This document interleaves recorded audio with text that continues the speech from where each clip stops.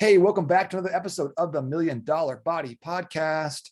If you're here, you're probably a high performer, a dad, or a business owner that is interested in gaining an unfair advantage in your life, your fitness, your physique, your family time, and your finances using health and nutrition as force multipliers in your life. If you're not already a part of the Facebook group, definitely go to n8trainingsystems.com/group. That's where we stream these podcast episodes every Tuesday. You can join in, ask questions, post things. Generally, memes are highly encouraged. But there's also a lot of cool stuff happening in the group, a lot of free information. We'll be doing a challenge here not too long. So go to n8trainingsystems.com/group to join us there. Before we get started, one of the things I love to do is give a shout out to the people accomplishing big things in the Million Dollar Body community. I want to give a shout out to Javi. Javi's only been doing the program for 2 days now. And that's a short period of time, but absolutely crushing it. And he's got, I think, 2 or 3 pounds of weight loss, 2.6 pounds of weight loss, something like that in that time period. Another client I was just talking to, Jay, doing an awesome job. He's down 26 pounds in 3 months. And he's like, all right, what's next? Where do we go from here? So Jay, I want to give you a shout out. You're killing it right now, man. Next stop is 10% body fat. So let's get after it. So we're going to dive in right now. I want to talk about something that I think is incredibly important. And it's not like, oh, this is such high level technical knowledge that you wouldn't be able to glean it from anywhere else. But it is high level mental shift knowledge. And I think you'll only hear this from coaches who have worked with a lot of clients. And I've had a lot of people go through their programs, go through their systems. So I've been a personal trainer since 2008. So I've been around doing stuff, talking to a lot of people. I always love hearing my friends like, hey, they lost a bunch of weight, not using me or whatever. But I'm like, what did you do? What was interesting to you about that? And they'll tell me. So I've heard this over and over and over again. And I've been able to distill it down into 3 phases. People go through 3 phases of fat loss.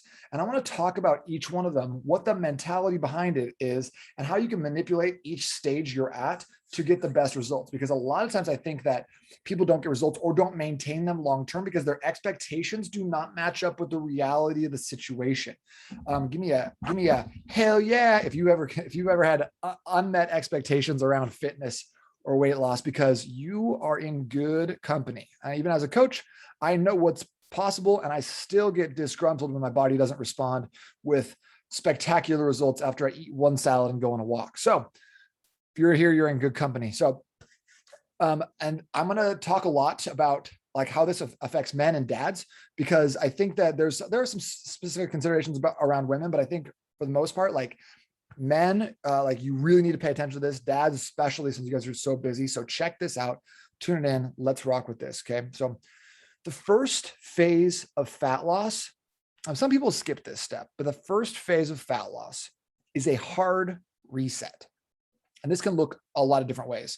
If you're drinking soda and just crushing Fritos all the time, the hard reset for you could be not having soda. That might be hard enough, But for a lot of us, what that looks like is this is our most motivated moment. We start something new. We're always in the place where we're most motivated, most ready to go, most highest level of inspiration. And good news and bad news is that good news is that you're at your highest, so you can push the hardest. Bad news is you're generally not going to ever be this motivated ever again. So if you can understand that and understand that it's not always going to feel this easy to get up and rock with stuff, or you're not going to be okay, let's push through it and you can gut it out. If you understand that, then we can make decisions accordingly to make it easy long term. So the hard reset, this can be sometimes for people, it's gonna be a challenge, a detox, a couple of diets that I think could be powerful here is a Whole30, I think is good.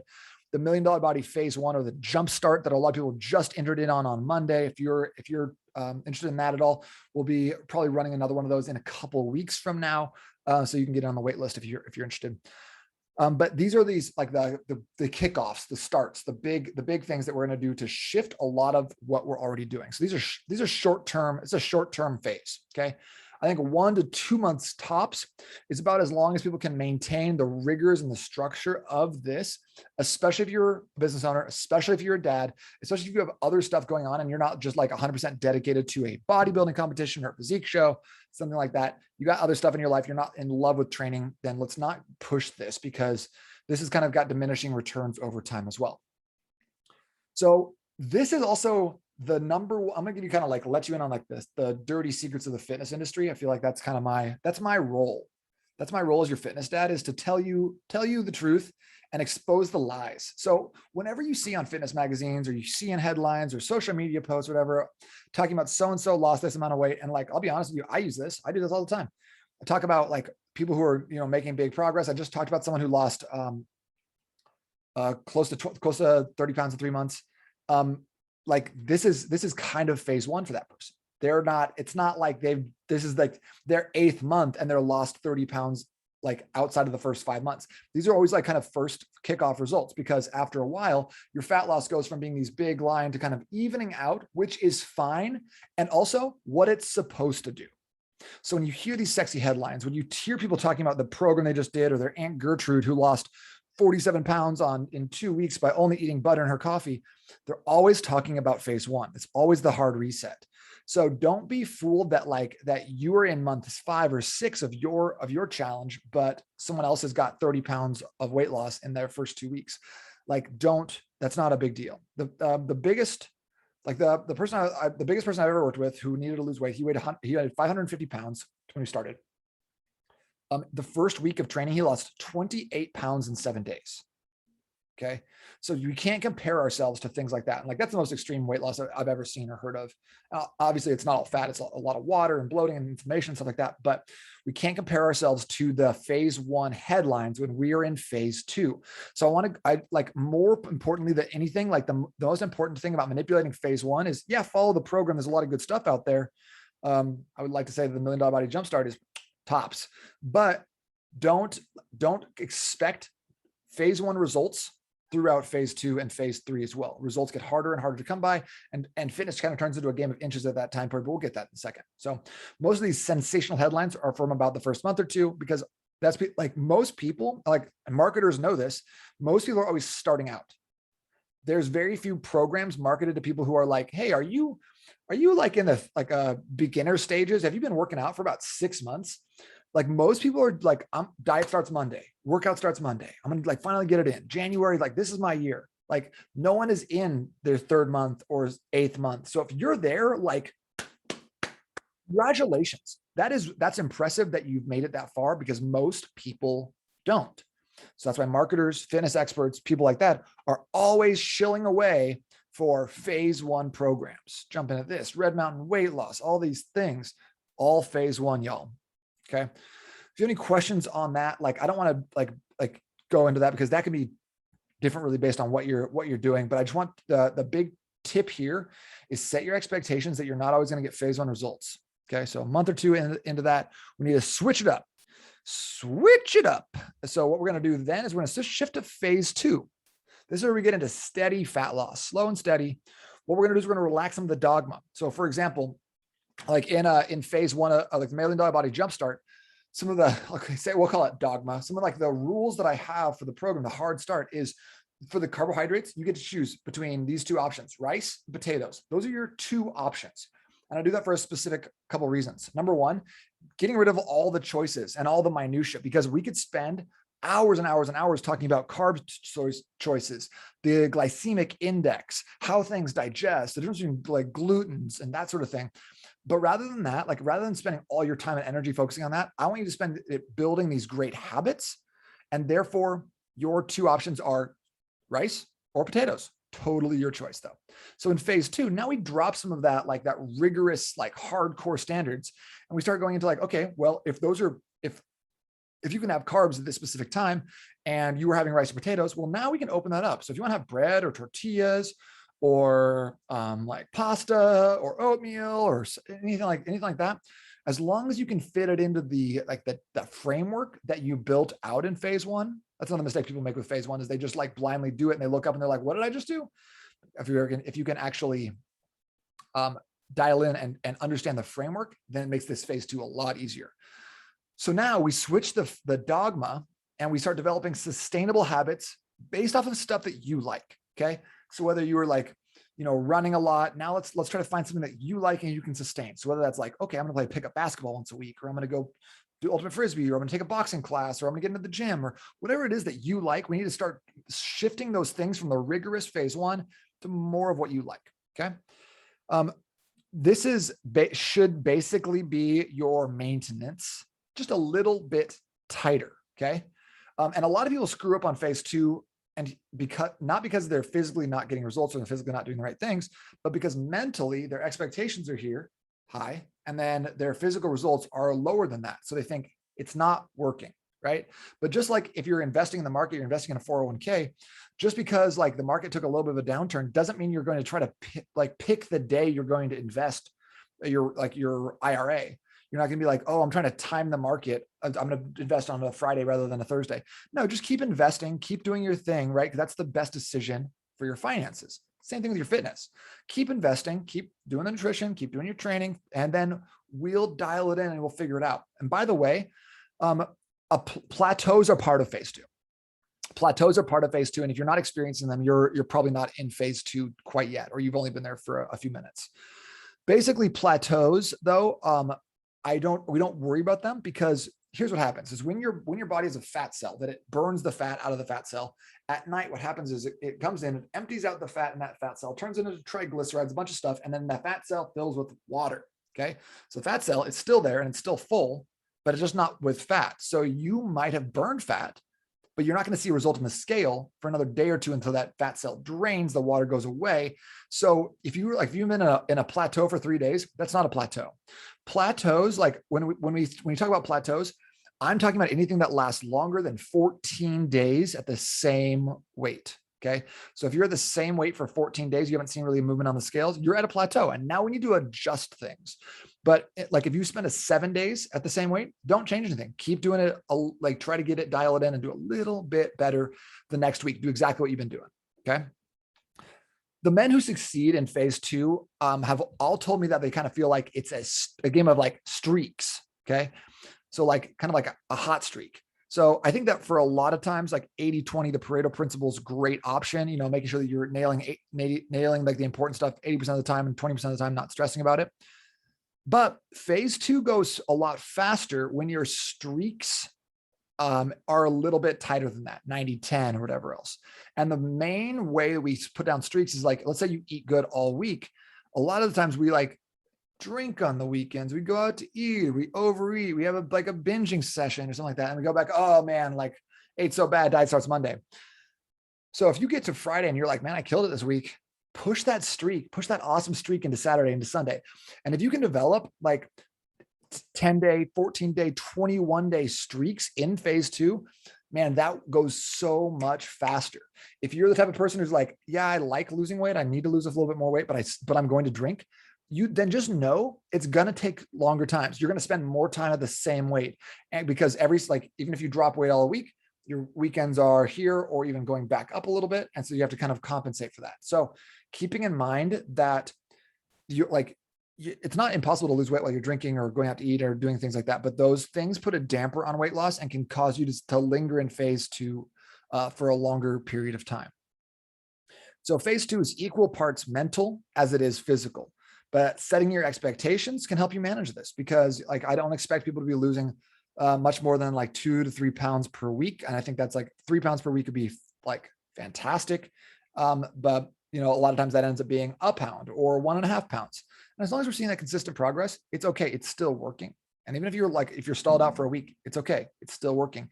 Just follow the program. Once you hit 14 days though, that's a good time to reach out and be like, hey, doesn't seem like it's working anymore. I've been stuck for 14 days. And then here's the trick. Here's what people do who get results. They go, my hypothesis is that I ate this, I did this, I didn't do my this, rather than being like, it's not working. It's the program. Something's broken. Because like, until we have like the facts, until we have some of the stats and the numbers behind these things, it's very difficult to say like it's working or it's not working. So being like, hey, I've been stalled out, but I also drank both the last 2 Saturdays, gives us a lot more to work off of than being, it's not working. I don't like it. It's broken. Something needs to get fixed. So that'll also be helpful for you and your brain. Okay. And I think that is very, very important about phase two. Now, phase two can last generally, sometimes it'll be like between 2 months and then up to like a year, depending on where you're starting at and where you want to get to. Now phase two is, for some of us, is finished when we hit our goal weight. You say, I want to be 180, you get down to 180. You're like, great, phase two over for me. But I prefer to finish when the body is ready for phase three. So here's how to know. I talked about this before. You can go to the doctor and get a blood test, and you can check for metabolic syndrome, insulin resistance, and have the doctor tell you, nope, you don't have those. You're good to go. Or you can go just get your burn score tested, n8trainingsystems.com/quiz. And I'll get those results back to you. Or you can just take your waist measurement and divide it by your height in inches, both in inches, waist at your natural waist. So not your pant size dudes. Everyone's like, oh, my waist is 34. It's not. Can you go measure it, please? Get back to me when you have an actual measurement, because otherwise this is completely unhelpful to give me the wrong number. And I say that and I laugh because it happens so often. So it's not your waistline. It's not your pant size. It's your actual, like at your belly button, your natural waist, kind of the thinnest part of your waist. So go take that measurement. And if your burn score or your waist height ratio is higher than 0.46, chances are you're not ready for phase 3 yet. Phase 3 starts when you're very sensitive to insulin. Your body's handling carbs really well. And then you can start working on some of the more fun stuff. Okay. So I prefer to really like figure out where you need to get to. Do you only have like an inch left, a half inch left, and then get that down? Because at the end of the day, our visceral fat and our liver are really, really important in keeping us alive long-term, processing calories, giving us an easy road to staying in shape. And so they did a study on like where 80% of liver transplant donors who, think about this, people who are like raising their hand and being like, hey, take my liver, I'm healthy enough. So they're already in the upper echelon of healthy people in the US. Now doctors tested only this demographic of people who said, take my liver.